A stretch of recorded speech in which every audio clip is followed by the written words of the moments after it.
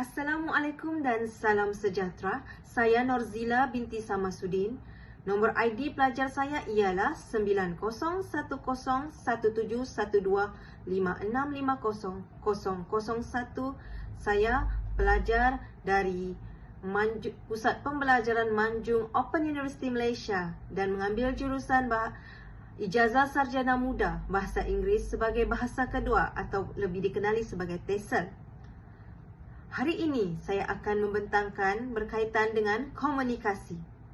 Mengikut definisi daripada Colin Cherry, komunikasi merupakan sebagai usaha membuat satuan sosial dan individu dengan menggunakan bahasa atau tanda, memiliki serangkaian peraturan bersama untuk berbagai kegiatan bagi mencapai sesuatu tujuan. Saudara-saudari sekalian yang saya hormati, komunikasi berkesan adalah penting dalam media sosial dan organisasi.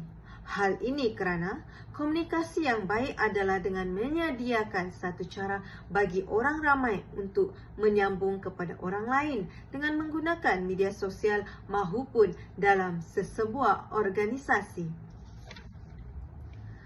Hubungan antara media dengan masyarakat ibarat suatu putaran keperluan dan kehendak. Maklumat yang tersiar dalam media massa lazimnya mencerminkan sosio-budaya, ekonomi dan politik sesebuah masyarakat ataupun negara. Seperti yang kita fahami, komunikasi adalah satu proses dua hala antara penghantar maklumat dan penerima maklumat. Oleh itu, masyarakat merupakan sesebuah organisasi manusia yang saling berhubungan antara satu sama lain, yang memiliki kebudayaan tersendiri serta melakukan sebahagian besar kegiatan kehidupan dalam sebuah kelompok. Media sosial pula adalah adalah suatu bentuk komunikasi elektronik untuk pengguna membuat komuniti dalam talian untuk berkongsi maklumat, idea-idea, mesej peribadi dan kandungan lain. Saudara-saudari sekalian, komunikasi yang berkesan ini berkait rapat dalam media sosial dan organisasi ini seperti media massa dan teknologi harus meluas dan digunakan dengan bijaksana serta berhemah untuk tujuan pembangunan. Jadi, komunikasi berkesan boleh dilaksanakan. Media sosial telah membawa perubahan besar dalam pembangunan sesebuah negara. Dengan menggunakan komunikasi melalui media sosial ini, sesebuah organisasi boleh mencapai matlamat yang mereka inginkan dalam sesebuah organisasi tersebut. Saudara-saudari sekalian, etika dalam media sosial dan organisasi juga penting seiring dengan perkembangan teknologi komunikasi yang telah memberi pelbagai kesan pada zaman teknologi yang serba canggih dan sangat berkembang pesat di negara kita, terutama di Malaysia ini.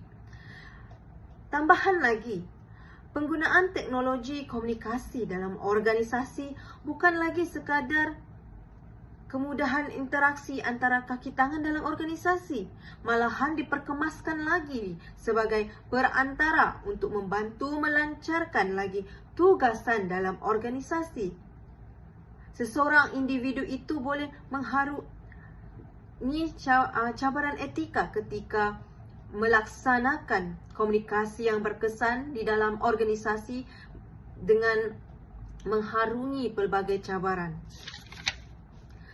Contohnya dengan mengambil berat keupayaan organisasi dalam melahirkan kaki tangan yang cekap demi matlamat organisasi untuk dicapai dengan lebih baik lagi.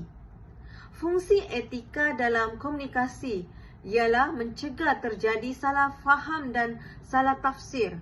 Selain itu, membantu mencegah terjadi konflik dalam organisasi serta membantu menciptakan iklim komunikasi yang kondusif dan harmonis, dan juga dapat membantu mencapai tujuan dalam sesebuah organisasi.